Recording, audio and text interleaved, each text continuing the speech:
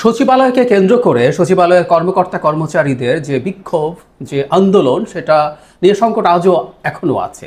কয়েকদিন থেকে এই ঘটনা ঘটছে। এই ঘটনা নিয়ে কয়েকটা কথা একটু বলা দরকার, এবং আমি মনে করি একটা ঘটনা প্রমাণ করে এই সরকার একটা রাষ্ট্র চালানোর জন্য ন্যূনতম কোনো যোগ্যতা রাখে না। এই ঘটনা দিয়ে সেটা খুব ক্লিয়ারলি প্রমাণিত হয়। আমরা জানি যে সরকারি চাকুরি আইন একটা নতুন অধ্যাদেশের মাধ্যমে 2025 সালে আবার সংশোধন করে দেয়া হয়েছে। এটা 18 সালে একবার এটা আইন করা হয়েছিল। এখন যেহেতু সংসদ নেই, তাই অধ্যাদেশের মাধ্যমে এটা হয়েছে। মজার ব্যাপার হচ্ছে এখানে যেই আইনের যে ধারাগুলো নিয়ে প্রচুর কথাবার্তা হচ্ছে, এগুলো আসলে আগে ছিল, এগুলো ছিল না তা না। 1979 সালে জিয়াউর রহমানের সময় এখানে এগুলো ছিল, বরং আরও কিছু গুরুত্বপূর্ণ ইস্যু ছিল যেগুলো এই নতুন অধ্যাদেশে সংযুক্ত করা হয়নি। কি হয়েছে এটা আসলে মূলে শোনা, কিন্তু আমি যে কথাটা বলতে যাচ্ছি, এই একটা ঘটনা প্রমাণ করে যে এই সরকার এই রাষ্ট্র চালানোর জন্য, এবং বিশেষ করে ভালনারেবল সময়ে রাষ্ট্র চালানোর জন্য কতটা অথর্ব, অক্ষম এবং অযোগ্য একটা সরকার। বেসিক একটু কথা বলে নেই, আমরা আসলে ওই টেকনিক্যালিটিতে ঢুকতে চাই না, কে সঠিক কে ভুল সেই আলোচনা আমার করার জন্য ভিডিও না। এখানে 4টা শর্ত আছে যেগুলো নিয়ে শাস্তিমূলক ব্যবস্থা হতে পারে। এগুলো হচ্ছে, এমন কোনো কাজ করেন যা অনানুগত্যের সামিল, বা অন্য কর্মচারীর মধ্যে অনানুগত্য সৃষ্টি করে, বা শৃঙ্খলা বিঘ্নিত করে, বা কর্তব্য সম্পাদনে বাধা সৃষ্টি করে, ছুটি নিয়ে বা না নিয়ে বা যুক্তিসঙ্গত কারণ ছাড়া অন্য কর্মচারীদের সঙ্গে সমবেতভাবে বা এককভাবে কাজে অনুপস্থিত বা বিরত থাকলে, কোনো কর্মচারীকে তার কাজ থেকে অনুপস্থিত থাকতে বা বিরত থাকতে বা কর্তব্য পালন না করার উস্কানি বা প্ররোচিত করলে, এবং সরকারি কর্মচারীকে কাজে উপস্থিত হতে বা কাজ করতে বাধা দিলে তা অপরাধ হিসেবে গণ্য হবে। আমরা জানি এখানে খুব অল্প সময়ের দুটো নোটিশে তাদের চাকরিচ্যুত করা পর্যন্ত, মানে অনেক পদক্ষেপ নিয়েও হতে পারে, কিন্তু অনেক পদক্ষেপ নেওয়া যেতে পারে শাস্তিমূলক, কিন্তু চাকরিচ্যুত করা যাবে এরকম অপশন আছে। আগে যেটা ছিল বিভাগীয় মামলা করতে হবে, সেই মামলার মাধ্যমে ধাপে ধাপে খুবই লেংদি একটা প্রসেস ছিল, সেই প্রসেসে এটা করতে হতো। এখন এটাকে সহজীকরণ করার চেষ্টা করা হয়েছে, এবং বলা বাহুল্য এটা আমাদের সরকারি কর্মকর্তা কর্মচারীরা পছন্দ করবেন না। তারা নিজেদেরকে আসলে যে জায়গায় দেখতে পছন্দ করেন, তারা যা ইচ্ছে তা করবেন, কিন্তু তাদের বিরুদ্ধে ব্যবস্থা নেওয়া যাবে না।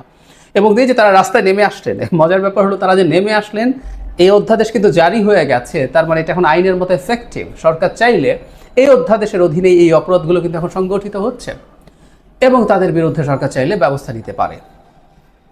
এর মধ্যে কতগুলো বাজে কাজ হয়েছে। আমি আবারও বলছি, আমি আসলে এই টেকনিক্যালিটিসে ঢুকছি না, কোনটা ভালো কোনটা খারাপ। আমি ব্যক্তিগতভাবে মনে করি যে সরকারি কর্মকর্তা কর্মচারীদের জবাবদিহিতার আওতায় আনা দরকার, তাদের কাজের যোগ্যতা দক্ষতা মূল্যায়ন করা দরকার, সেটার ভিত্তিতে তাদেরকে রাখা হবে কি হবে না সেই সিদ্ধান্ত নেওয়া দরকার। 79 সালে কিন্তু এটা ছিল, ক্রমাগত কেউ খারাপ পারফর্ম করলে তার চাকরি যেতে পারে, সেই অপশান ছিল। এই অপশানগুলো আনতে হবে।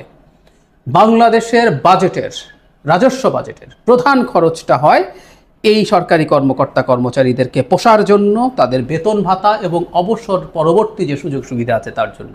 সুতরাং জনগণের টাকা খরচ করে এত ইনএফিশিয়েন্ট একটা বিরাট সংখ্যক কর্মচারী পোষার কোনো মানে নাই।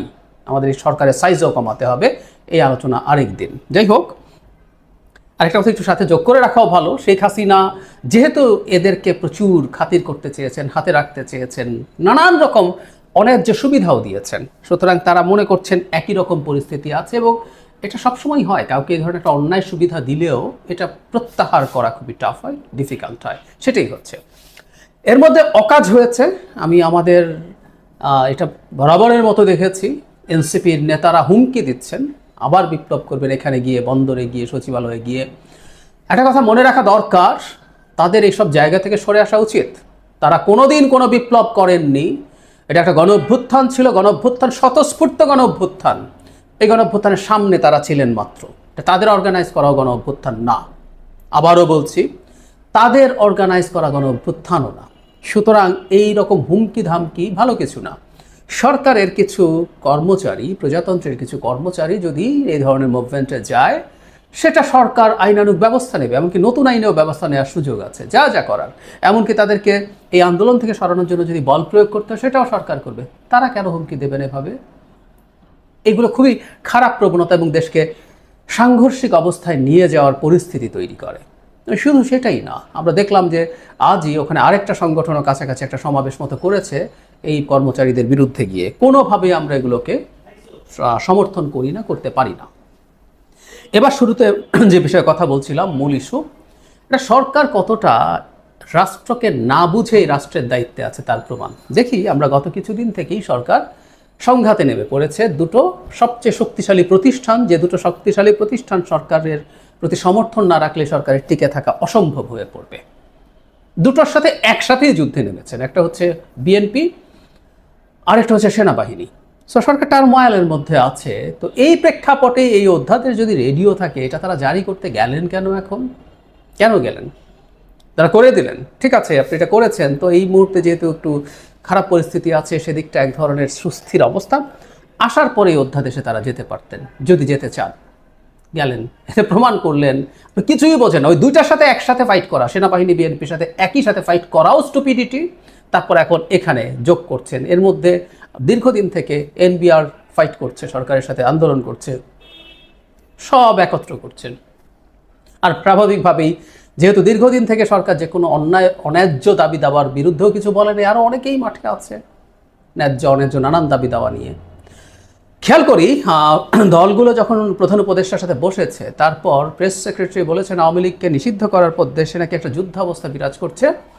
প্রধান উপদেষ্টা বলছেন, তো যুদ্ধাবস্থা যদি বিরাজ করে উনি বুঝে থাকেন, নতুন নতুন ফ্রন্ট এখন খুলছেন কেন? এবং এটা কিন্তু সত্য, আওয়ামী লীগ সংঘাত বাঁধানোর চেষ্টা করবে বা কোনো কারণে বেঁধে গেলে সেখানে তারা সুযোগ নেওয়ার চেষ্টা করবে।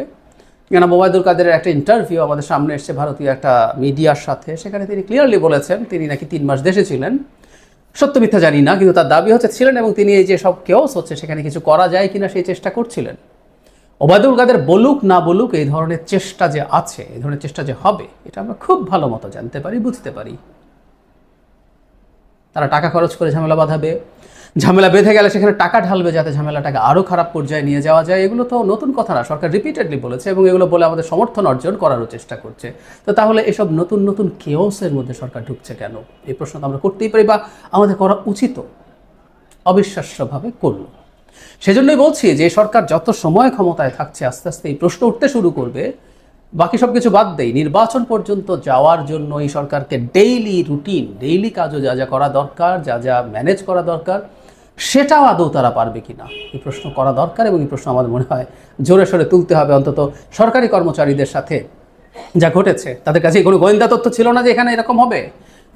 তাদের কাছে কি এটা সুযোগ ছিল না যে তারা তাদের সাথে, যারা যারা এইসব করছে তাদের সাথে বসবেন? কিছুই করেননি। সো এইরকম একেবারে অযোগ্য, এই দেশকে বুঝতে না পারা একটা সরকার আমাদের বিপদই বাড়াচ্ছেন, আমাদের দেশটাকে আরও আনস্টেবল করে তুলছেন, আমি সেভাবেই